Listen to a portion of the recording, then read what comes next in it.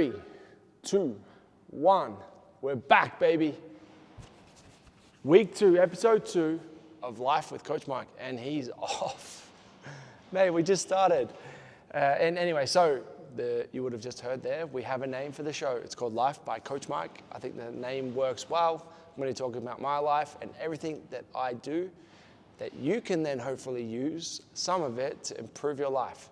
So that's the big thing that this is all about, this storytelling, these episodes, is to hopefully give you information that's useful that you can then use in your life to improve yourself. So optimizing human performance and life, that's what I am on in the mission that I'm on right now, and I look forward to taking you on this journey. So for the last 14 days, I have been going with no sugar.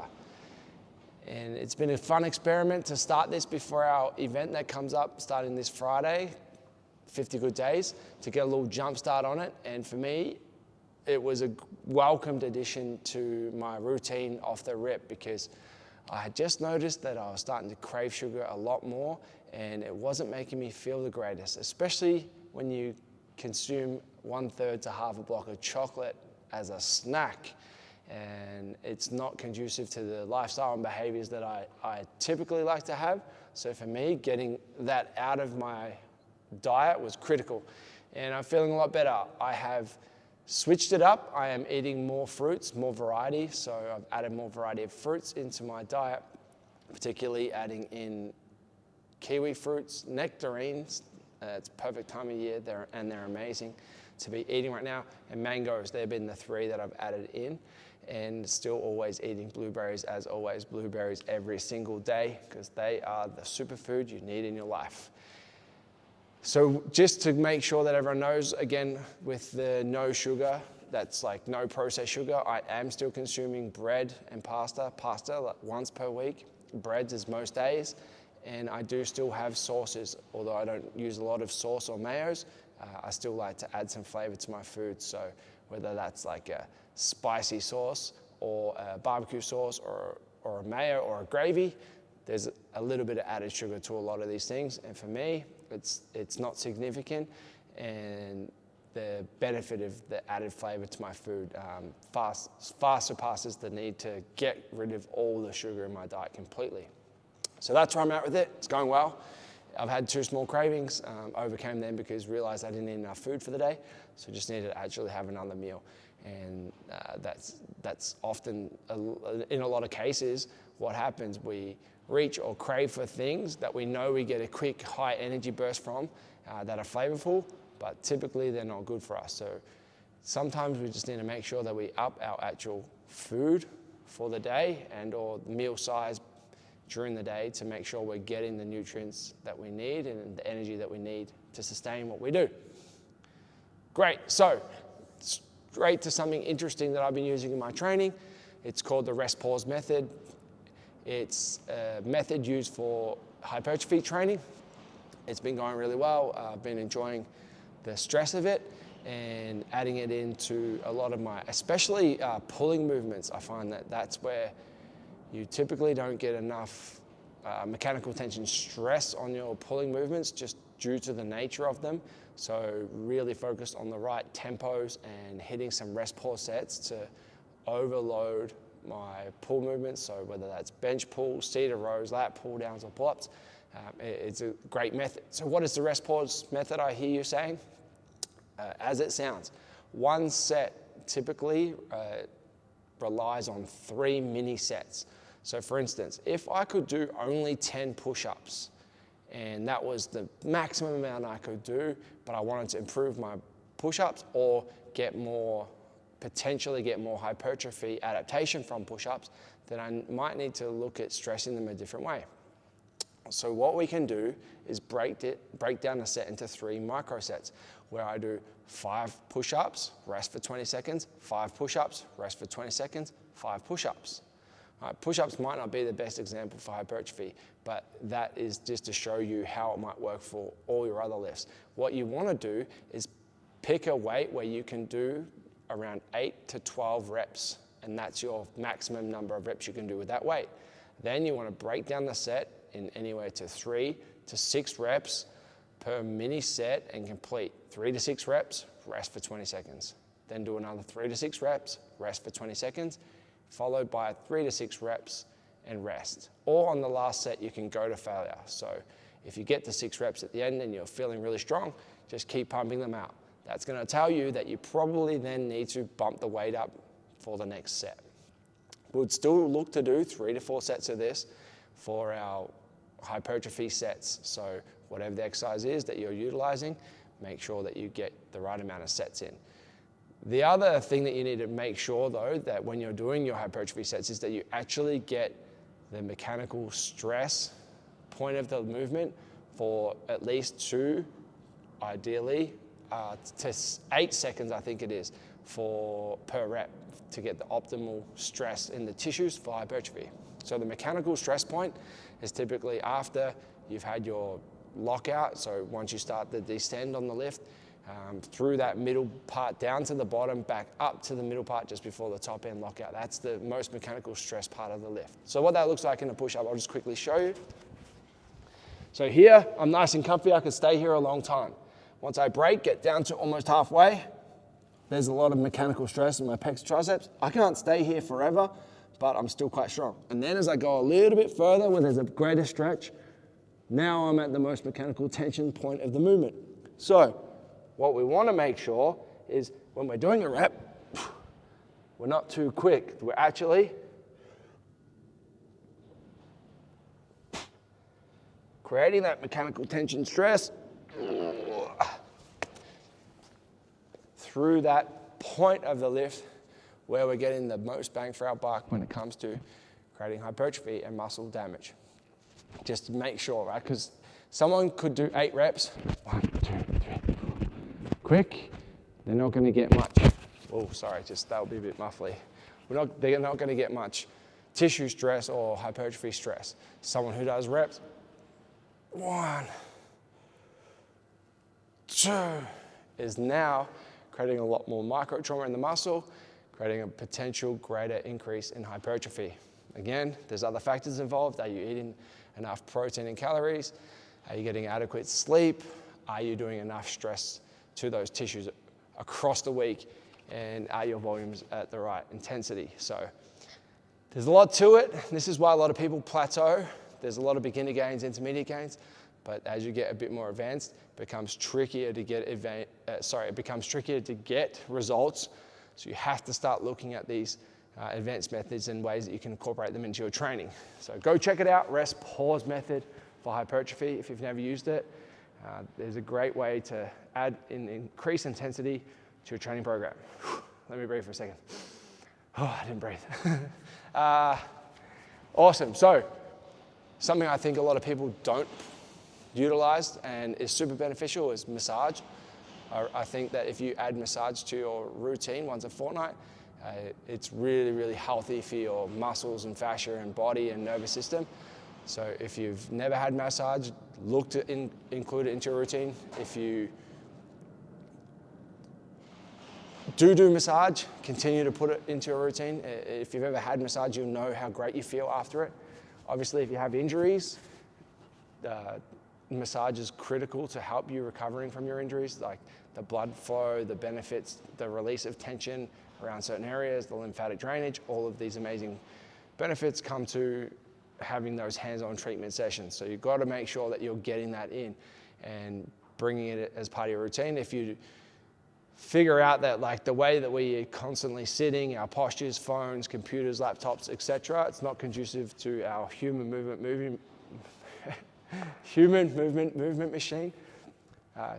You want to make sure that you get some release work into your routines every couple of weeks if you can.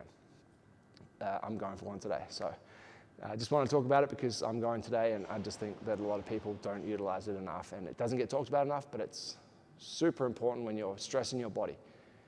The last thing I want to talk about here, obviously, is 50 Good Days is coming up. So we have over 50 people. I'm super excited by this. So I wanted 50 people. We've got 50 people.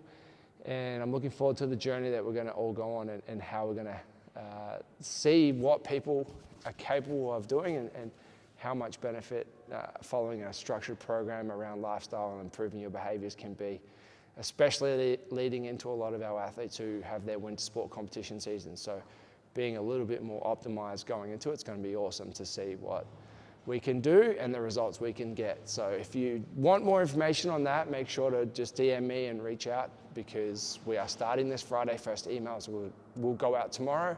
We'll start to unpack the information that's needed to get everyone ready to rumble for the reset next weekend. So get ready, folks.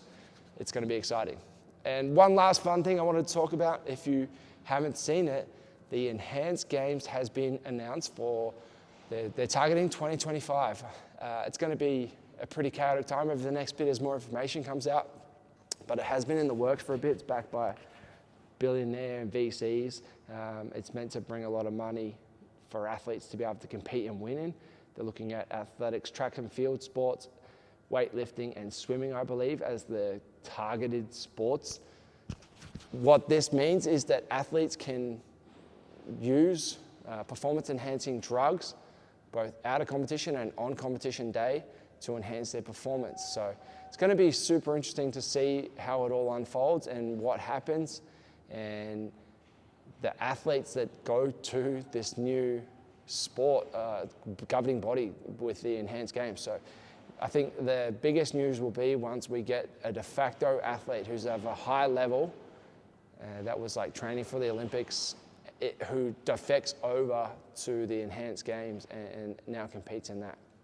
Obviously, there's a little bit of conjecture around the safety and efficacy of utilizing performance-enhancing drugs, and now how this is going to cause a lot of problems for a lot of health problems for athletes, because there's going to be putting so much stress on their body with all these performance-enhancing drugs and day-to-day competition sort of performance enhancers that we don't even know about, and new compounds that will be formulated and created to push athletes further than we've ever seen before, potentially. So, that's a little bit scary when you think about that stuff, and then how that bleeds down the tree. So people promoting now these sorts of things and it becoming less taboo, and how that might impact even local level sports, because that's not what we want to see. We don't want to see infiltration of steroids and performance enhancing drugs in local level sport, because we want a fair, clean playing field that allows everyone to compete at their natural best. And if you don't want to put stress on your body or put your health at risk, then maybe it's going to deter people from even playing in sports. So I feel like there could be some negative connotations. We won't be training people for the Enhanced Games here at MFP. We will continue with our path of sports governed by drug testing and associations associated with natural athletic ability and performance, because I just don't know that this is the way of the future. However, as a spectator, once I take myself outside of the coach and business side of things, it will be interesting to see what happens. I guess if you look at some of the feats of humans and what we've done out there, there is definitely a lot of amazing feats on performance enhancing drugs that you've seen humans do. So I imagine there's going to be some even crazier things happen in the future. I just worry that it does have a negative effect on amateur to local competition, and that's not something I want to see happen. So hopefully it doesn't, and it's just this one competition.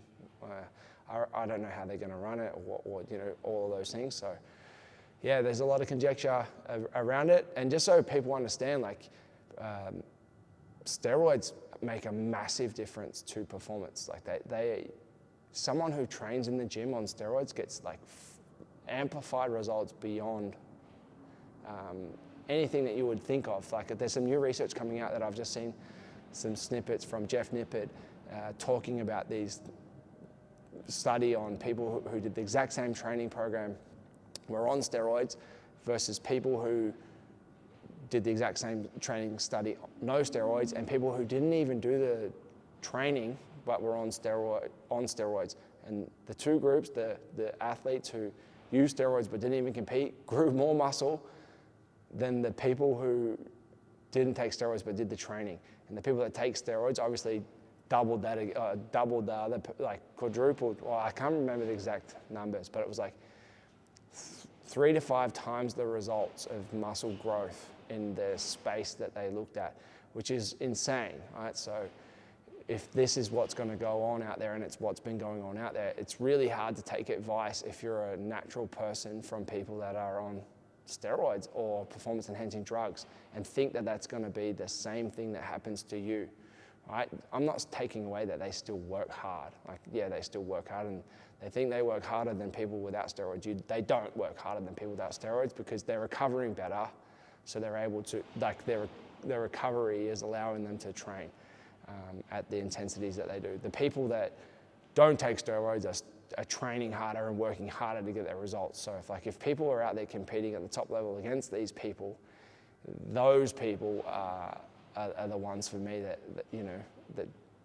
deserve all the praise, because their results that they're getting, it takes a lot more hard work to get to the levels that they're at against the people that aren't obviously performance enhanced. So hopefully, though, it drives all the people away from the stuff. And yeah, I don't know. It's just going to be crazy. I think it's going to open up a bit of a can of worms per se, and I just hope it doesn't bleed over to the lower level competitions, because that could have a super negative effect on society, and that's not something I want to see happen at all. And yeah, I'm here for the natural ability, the clean athletes, the people that are pushing the boundaries within the confines of human nature and biohacking, because that's the way I live my life, and that's what I'm trying to do at the moment. So hopefully that was a nice, fun episode for you, and I look forward to talking more about lots of health, performance, biohacking, and fun, cool things that are happening out there in the industry. So peace out, everyone. Have a wonderful week, and I'll see you on the next episode. Let's go.